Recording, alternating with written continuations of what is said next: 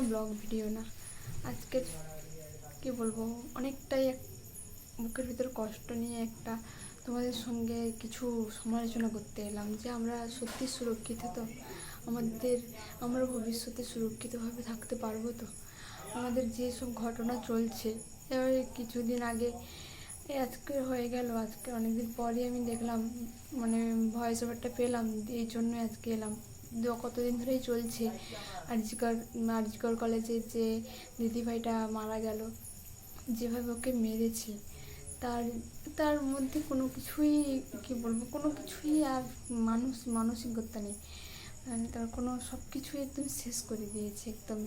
আমাদের ভবিষ্যৎ কী? আমরা তো সাধারণ বাড়ির সাধারণ মেয়ে, ওরা তো একটা ডক্টর ছিল ওই দিদিভাই। তাহলে আমরা কী করবো? ওরা একটা মানে সরকারি জায়গায়ও গিয়ে ওখানে মানে সেফটি নেই, তাহলে আমরা তো একটু গ্রামে আমাদের বাড়ি, আমরা রাত দিন সবসময় বাড়ি থেকে যাই রাত দিন, তাহলে কি সত্যি আমাদের কোনো সেফটি নেই?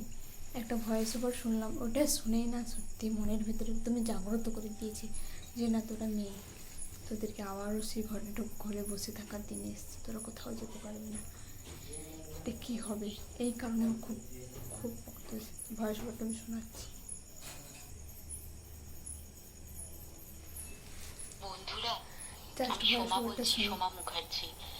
এত কষ্ট হচ্ছে ভিতরে যে হসপিটালে বসে থাকতে পারছি না। আমাদের সব ডাক্তাররা সবাই খুব ডিস্টার্বড। আজকে তো ওপিডি বন্ধ রাখা হয়েছে। তোরা জানিস সমস্ত ঘটনা শুনলাম, যা যা মানে সত্যিকারের ঘটনা, যেটা আরজিকরের ভিতরের যে ডাক্তার তারা তাদের বন্ধু বান্ধব মারফত এটা ছড়িয়ে মানে এসছে আমাদের কাছে। অ্যাকচুয়ালি যেটা ঘটেছে সেটা হচ্ছে, আমি শুনে তো মানে বিশ্বাস করতেও নিজেকে কেমন লাগছে রে।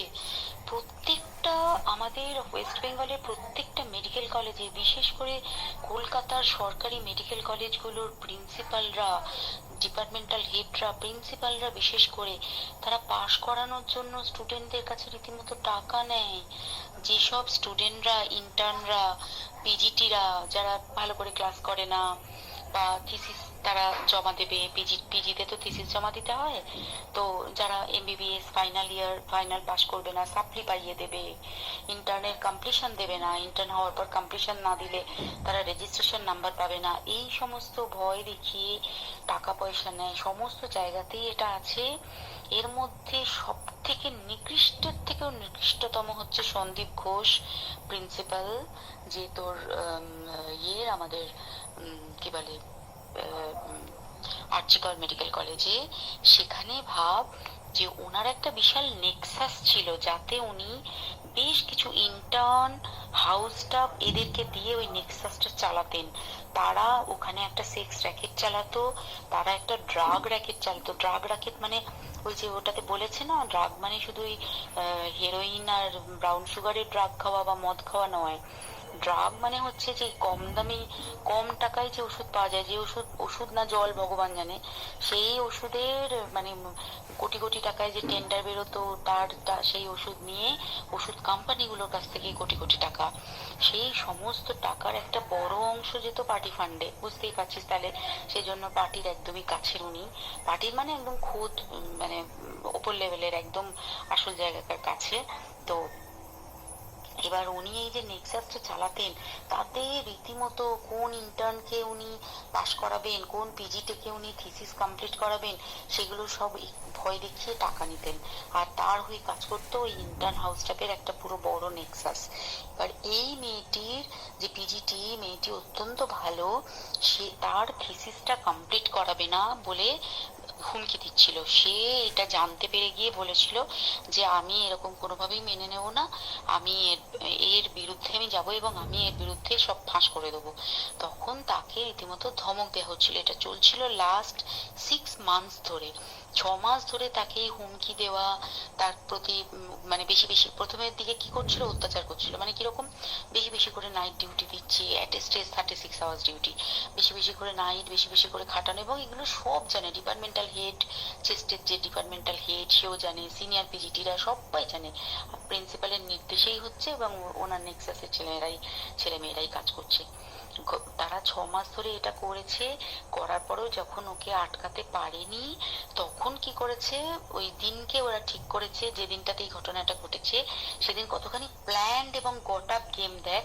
সেই দিন ওই ঘরে, ওই সেমিনার রুমে প্রত্যেক দিনই 4 তলার আরো অনেকেই যারা সিনিয়র পিজিটি বা জুনিয়র পিজিটি, তারা কিন্তু বিশ্রাম নিতে যেত, অনেকেই ওই ঘরে যেত।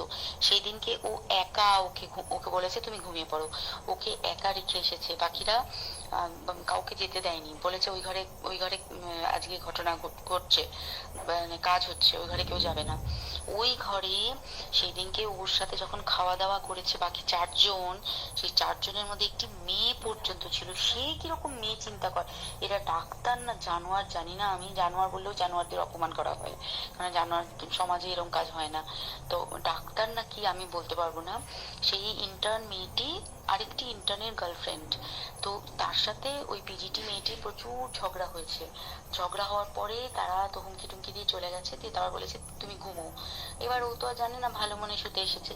তারপরে তারা গিয়ে মদ টদ খেয়েছে, 7-8 জন মিলে চড়াও হয়েছে, এবং তোরা জানিস যে প্রথমে তার হাত দুটোকে দুপাশে 2 জন ধরে রেখেছে, এবং সেই কাজে সেই মেয়েটিও সাহায্য করেছে, ইন্টার্ন মেয়েটি। 2 জন ওকে পা দুটোকে টেনে জরাসন্ধের মতো ছিঁড়ে ফেলেছে, মানে ছেঁড়ার মতো করে টেনেছে, যাতে পেলভিক বোন ভেঙেছে, কলার বোন ভেঙেছে, মানে কি বিপর্যস্ত, মানে বিধ্বস্ত, কি নৃশংস অত্যাচার করেছে। ওকে উল্টো দিক করে শুইয়েছে, পিঠের ওপর দিয়ে বুট পরে হেঁটে গেছে, মাথাটাকে এমন থেতলেছে যে মানে স্কাল ফাল রাপচার হয়েছে। এই সমস্ত করার পরে শ্বাসরোধ করে তাকে মেরেছে। মেরে তারপরে আরো যেটা আরো ভয়ঙ্কর, যে একটা মৃত মানুষকে মিনিমাম ডিগনিটি দিতে জানে না, তারা নিচে এসে দেখেছে ওই সঞ্জয় তখন বসে মদ খাচ্ছিল অন্য আরো গ্রুপ ডি স্টাফদের সাথে। সঞ্জয় ছেলেটাকে তার কাটা সঞ্জয় বলতো ওরা, ওকে বলে ফল গাই, মানে ওর একটু ওইসব আলুর দোষ আছে, ও যত্রতত্র যখন তখন প্রস্টিটিউট এলাকায় যায়। এবার দেখেছে যে একে দিয়ে যদি একটা রেপ করিয়ে দিতে পারি, তাহলে ঘটনার মোড়টা অন্যদিকে ঘুরে যাবে। এইবার ওকে বলেছে যা, সেমিনার রুমে তোর জন্য রেখে এসছি, যা তুই এবার গিয়ে কাজ করে দিয়ে আয়। ও এসে ওই ডেড বডিকে রেপ করেছে, যাতে তার ভ্যাজাইনাতে সিমেন্ট পাওয়া যায়। তো এবার এই হচ্ছে, প্লিজ আমি নাম করে ফেললাম সবকিছুই, কতজন আমি যে নামগুলো পাঠিয়েছি এই সব ডাক্তাররা, এরা সব জড়িত জানিস, কিন্তু কেউ কোনো প্রমাণ নেই। প্রমাণ লোপাটের জন্য সেদিনকে ওই ইন্টার্ন এবং ডাক্তাররা যে ওইখানের যে বাথরুমটাতে হাত পা ধুয়েছে, রক্ত ধুয়েছে, সেইটাকে তাড়াতাড়ি প্রমাণ লোপাটের জন্য ওই দেওয়ালকে ভেঙে দিয়ে, তার মানে ওই বাথরুমের জায়গাটাকেই ভাঙতে হচ্ছে ওদের, ওখানে নাকি ওরা রুম বানাবে। কালকে দেখেছিস তোরা খবরে। আর বেশি বলতে পারছি না, মানে তোরা তো সবাই প্রোটেস্ট করিস, আমরা তো আমাদের দিক থেকে করছি, কিন্তু কিছুই হবে না, এই পোড়া দেশে কিছুই হবার নেই, শুধু ভেতরে ভেতরে গুমড়ে গুমড়ে কষ্ট পাওয়া।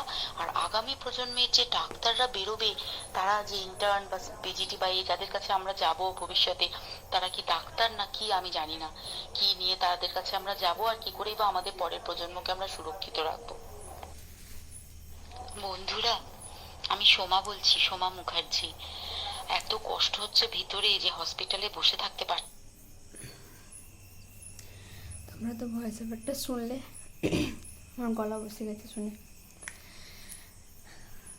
আমাদের কোনো সেফটি নেই, এটা শুনে বোঝা যাচ্ছে যে মেয়ে সারা জীবনই কোনো দেশ স্বাধীনই হয়নি।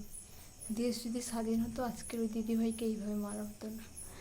ওর আজকের কি বলে একটা একটা এত বড় জায়গায় এগিয়ে গিয়েও তাকে এইভাবে, আমরা তো সাধারণ বাড়ির সাধারণ মেয়ে, একদম আমাদের তো ক্ষণিক টাইম, আমাদের কোনো লোপাটি, আমাদের কোনো প্রমাণই থাকবে না। তাই তো প্রমাণ থেকেও লোপাট করে দিচ্ছে, আমাদের কোনো প্রমাণই থাকবে না। এত সিসি ক্যামেরা, এত সিসিটিভি, এত কিছু থাকা সত্ত্বেও তাদের প্রমাণ লোপাট, তাহলে আমাদের তো কিছুই নেই। আমাদের কী করে আমাদেরকে সেফটি রাখবে? কোনো সেফটি নেই। মানুষ মানে কি বলে, ছেলেরা এখনও না, মানে পুরুষ জাতিটাই নিকটতম। ওরা কি করে, সেই তো কোনো না কোনো মায়ের ছেলে, ওরা কোনো না কারোর দাদা, কারোর ভাই, কারোর বাবা, কী করে এসব করেছে ভেবেই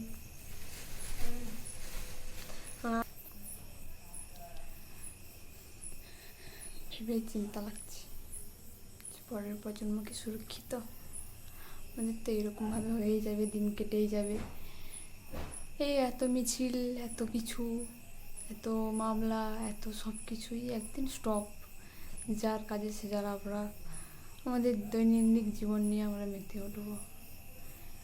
সব কিছু চাপা পড়ে যাবে, কেউ মনেরও রাখবে না আজকে বেঁচে আছি। যাই হোক, কিছুদিন পর মরে যাওয়ার পর কেউ মনে রাখবে না। সেরকম ও আজকে তার ভবিষ্যৎটা কত সুন্দর, কত আরও কত সুন্দর হতো। এইভাবে মারলো যে, তাদের শাস্তি চাই, খুব বড় শাস্তি চাই, যেন ফাঁসি হয়, যেন কোনো দিন যদি ধরা তো পড়বে না, জানি এই দেশে ধরা পড়া অসম্ভব। যেখানে কি বলছে, একটা জীবন চলে গেছে, বলছে 10 লাখ টাকা দিয়ে দেবে।